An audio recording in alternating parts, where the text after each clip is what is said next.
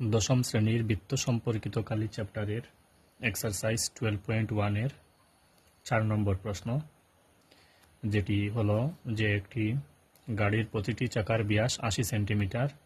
যদি গাড়িটি 66 কিলোমিটার পার ঘন্টা বেগে চলে, তবে 10 মিনিটে প্রতিটি চাকা কতবার ঘুরবে। এখানে যে একটি সমস্যা যেটি ছাত্রছাত্রীরা খুব সহজে কিন্তু বুঝতে পারে না, সেটি হলো যে এখানে গাড়ির বেগ দেওয়া রয়েছে কিলোমিটার পার ঘন্টা বেগে, কিলোমিটার পার ঘন্টা বেগে দেওয়া রয়েছে গাড়ির বেগ, এবং ঘূর্ণন সংখ্যা যেটি হলো আমাদেরকে 10 মিনিটে বাহির করতে হবে। এখানে রয়েছে ঘন্টা, এখানে রয়েছে মিনিট, এবং আরেকটি সমস্যা রয়েছে চাকার ব্যাস এখানে কিন্তু দেওয়া রয়েছে সেন্টিমিটার এককে, আর গাড়িটির বেগ দেওয়া রয়েছে কিলোমিটার এককে। তো সর্বপ্রথমে আমাদেরকে সবগুলি একক সেম করে নিতে হবে, তবে আমরা সেই সমস্যাটি সমাধান করতে পারব। তো সবার আগে আমি যে ঘূর্ণন সংখ্যা যে নির্ণয় কীভাবে করা হয় সেটির যে সূত্র সেটি লিখে নিয়েছি, যে এখানে ঘূর্ণন সংখ্যা হলো যে অতিক্রম করা মোট দূরত্ব ডিভাইডেড বাই পরিধি। এই যে চাকা যেটি চাকার যে গোল যে পরিসীমা যেটি রয়েছে সেটি হলো চাকার পরিধি, যেটি আমরা জানি যে বৃত্তের পরিধি হলো 2πr অথবা πd। যখন ব্যাসে দেওয়া থাকে তখন আমরা πd লিখে নিলেই পরিধি বাহির হয়ে যায়, আর যখন ব্যাসার্ধ দেওয়া থাকে তখন আমরা 2πr লিখে নেই। তো এখানে ব্যাস দেওয়া রয়েছে। তো সর্বপ্রথমে আমি পরিধি নির্ণয় করে নেব, তারপর অতিক্রম করা দূরত্ব সেটি 10 মিনিটে কতটুকু জায়গা অর্থাৎ 10 মিনিটে কতটুকু দূরত্ব অতিক্রম করবে সেটি আমি নির্ণয় করব। তারপরে যে 10 মিনিটে প্রতিটি চাকা কতবার ঘুরবে সেটি তারপরে নির্ণয় করব। তো দেখে নিন, এখানে রয়েছে যে ব্যাস, তো সেই ব্যাস থেকে আমি প্রথমে পরিধি নির্ণয় করব। চাকার পরিধি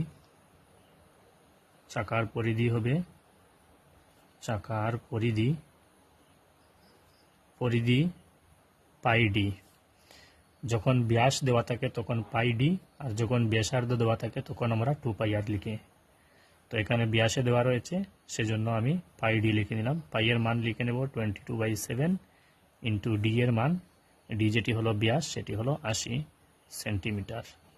তো সেটিকে লিখে নেব সেন্টিমিটার। একক কিন্তু মনে রাখতে হবে, এটা চাকার ব্যাস রয়েছে সেন্টিমিটারে এবং গাড়ির বেগ রয়েছে কিলোমিটারে। তো 22 ইন্টু 80 আমরা গুণ করলে পাবো, প্রথমে শূন্য বসিয়ে নেব, তারপর 8 ইন্টু 2 16, 1 থাকবে, এগেইন 8 ইন্টু 2 16 প্লাস 1 17 এবং সেন্টিমিটার। সেটি হলো চাকার পরিধি। এখন আমরা অতিক্রম করা দূরত্ব নির্ণয় করব। তো এখানে রয়েছে যে অতিক্রম করা দূরত্ব 1 ঘন্টায় 66 কিলোমিটার। 1 ঘন্টায় গাড়িটি অতিক্রম করে 66 কিলোমিটার।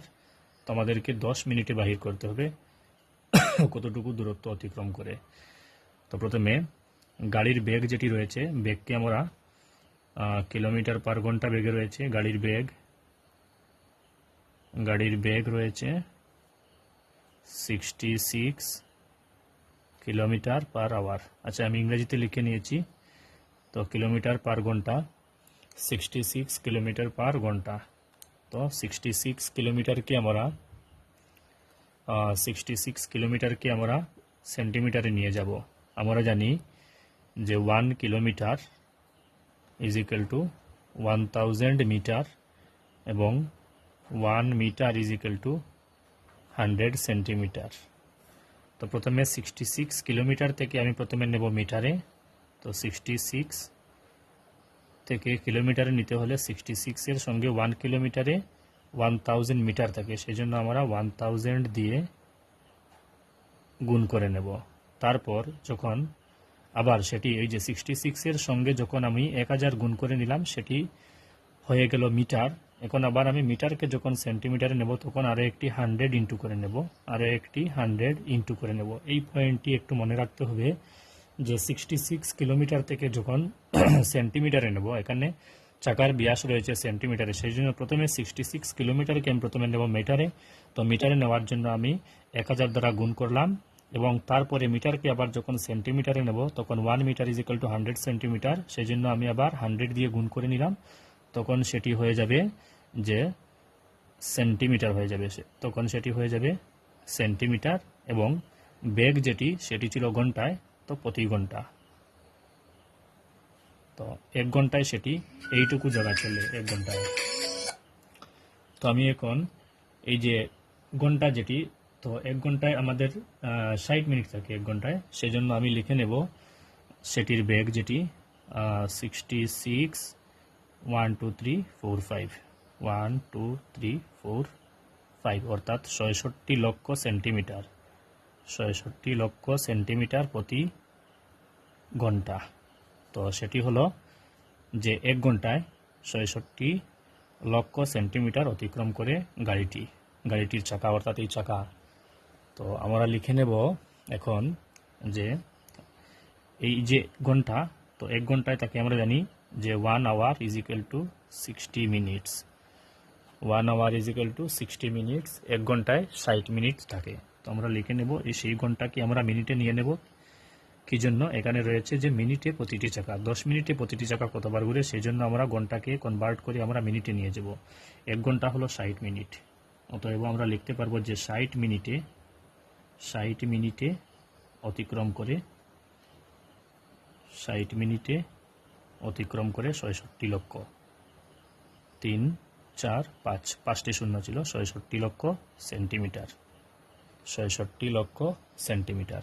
এখন আমরা ঐকিক পদ্ধতিতে সেটি আমি 10 মিনিটে বাহির না করে আরেকটি স্টেপ লিখে নেই যে 1 মিনিটে অতিক্রম করে এই যে 66 লক্ষ 3 4 5। তো 60 মিনিট থেকে কমে যখন 1 মিনিট হয়ে গেল তখন 60 দিয়ে আমরা ভাগ করে নেব সেন্টিমিটার। এখন আমরা বার করব ফাইনালি 10 মিনিটে, অর্থাৎ 10 মিনিটে এই যে শূন্য, এই শূন্য কেটে গেল, এইটি দিয়ে 6 11 66, তো সেটি হয়ে যাবে 11। প্রথমে এটির ক্যালকুলেশন করে নিলাম 11, তারপরে 1 2 3 4 এই শূন্য এই শূন্যের সঙ্গে কেটে গেল, এই 6 দিয়ে 11কে কেটে নিলাম 11 টাইমস। তো কাটার পরে 1 2 3 4 4টি শূন্য, তো এখানে রয়েছে 1,10,000। তো এখানে আমরা 1 থেকে এখন কিন্তু আমরা 1 থেকে বেড়ে সেটি হয়ে গেল 10 মিনিট। তো এখানে আমরা 10 ইন্টু করে নেব। তো 10 ইন্টু করার সঙ্গে সঙ্গে শুধুমাত্র আর কিছু না, একটি শূন্য বেড়ে যাবে, অর্থাৎ 1 1, আগে ছিল 4টা জিরো, এখন হয়ে যাবে 5টি জিরো সেন্টিমিটার। তো সেটি আমরা 10 মিনিটে অতিক্রম করা দূরত্ব আমরা বাহির করে নিলাম। এখন 10 মিনিটে চাকা কতবার ঘুরবে সেটি আমরা বাহির করব। অতএব 10 মিনিটে প্রতিটি চাকার যে ঘূর্ণন সংখ্যা সেটি বাহির করব 10 মিনিটে কতবার ঘুরে। তো এখন আমরা 10 মিনিটে প্রতিটি চাকার ঘূর্ণন সংখ্যা নির্ণয় করব। অতএব 10 মিনিটে প্রতিটি চাকার 10 মিনিটে প্রতিটি চাকার ঘূর্ণন সংখ্যা। তো আমি আগেই লিখে নিয়েছিলাম যে ঘূর্ণন সংখ্যা হলো অতিক্রম করা দূরত্ব, 10 মিনিটে অতিক্রম করা দূরত্ব, 10 মিনিটে অতিক্রম করা দূরত্ব, 10 মিনিটে অতিক্রম করা দূরত্ব ডিভাইডেড বাই চাকার পরিধি। তো 10 মিনিটে অতিক্রম করা দূরত্ব ছিল আমাদের 11 লক্ষ সেন্টিমিটার, 1 1 দিয়ে তারপর ছিল 5টি জিরো, ডিভাইডেড বাই পরিধি ছিল 1760 ডিভাইডেড বাই 7। এখন আমরা 11 লক্ষ ইন্টু করে নেব, এই যে ডিভাইড সেটিকে ইন্টু করে নিলে আমরা যে নিচে 1760 ডিভাইড বাই 7 সেটি উল্টা হয়ে যাবে, অর্থাৎ 7 উপরে উঠে যাবে এবং নিচে আসবে 1760।